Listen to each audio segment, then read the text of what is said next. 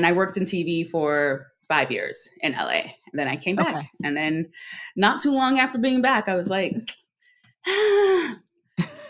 I'm feeling this pull. I don't know. Like, I was seeing all these shows and I kept thinking like, I would love to be up there.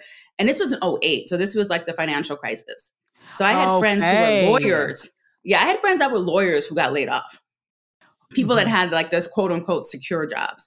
Yeah. So I was like, I might give this a shot.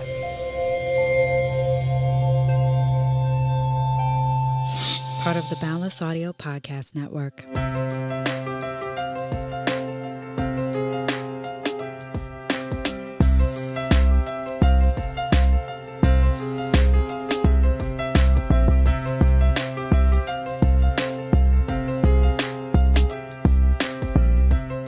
Hello, welcome to another episode of the Artist Pivot Podcast. I am your host, Ayana Major-Bay, and I happen to be an actor, voiceover artist, mentor, and world traveler. This is a bi-weekly show featuring conversations about pivots and life lessons from the perspective of artists, those who work in and around the arts, and arts educators. Everyone possesses the ability to pivot. You just have to be reminded sometimes, and that is what I am here to do. To stay up to date and in the know about merchandise, exclusive content, and how to support the show, please subscribe to the newsletter at ayanabay.com/podcast. That's AYANABEY.com/podcast. And there is a link in the show notes. We'll get to this week's episode after a word from our sponsors. All right, y'all. So today on the podcast, I am excited to say that joining me is Miss Roslyn Seale. She is a Brooklyn, New York native. Stand up, Brooklyn. I'm from Jersey, but Brooklyn stand up. Hey! She has performed on tour in regional theaters all over the country, and you can see her on television, commercials, print campaigns, and performing improv and sketch comedy on stages throughout NYC. Roslyn, welcome! Hello! Thanks for having me. Of course, of course. I'm so excited for you to be here. So let me start with my favorite question. Okay. If I texted you right now and said, Roslyn, how are you? How's your day going? How you feeling? What's going on? But you could only respond in emojis only, what would you text me?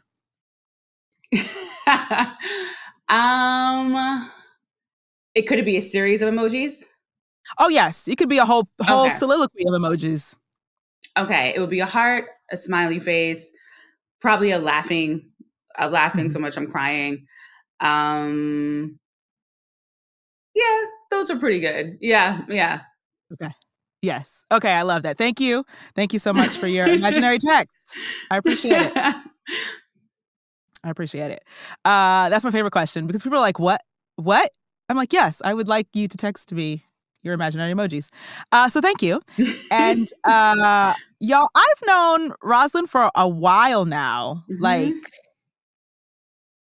I think we met in like 2009. It's been a long time. I believe so. Yeah. I believe so. On the audition circuit. Yes, the non-union audition circuit. Oh, girl. Oh, girl. Oh, those were the days. But were they? No, I mean, we were just hungry, though, because I look back at that time and I'm like, we used to get up early all the time. I mean, we weren't like crazy early. We weren't like, those crazy people that get burned out. But early, going to call to call, trying to crash calls. But I remember like meeting up for the happy hours after, like going to Blockheads when it was still there, or Mother Burger, and that was always a vibe. It was like, I'm going to see friends today. I'm going to make new friends. Like, I've met so many people that I became very good friends with just through auditions. Yes. That bingo. You hit the nail on the head. That's it. Like, we got up and we grinded, but then also like my favorite part was going to happy hour afterwards. Yes. And like talking with my friends, meeting new friends. Like you said, it was a vibe. Like it was a vibe.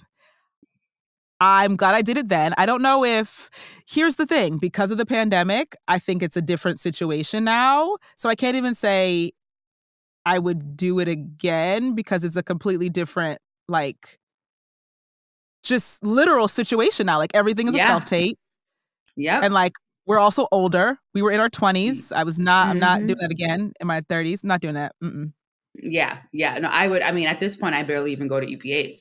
Like I go to ones where I'm like, oh, I got an appointment. Yeah, sure. I'll walk down there. But I'm not, no, people are like fighting tooth and nail for some of these big theaters. I'm like, first of all, half those roles, actually, most of those roles are already cast because when they announced their season, they had them cast. They have their Broadway actors, they have whatever. So you're really just going up for ensemble, and we're really talking about dance ensemble. So unless you're a dancer, you're doing a lot of effort for something that's not really going to happen.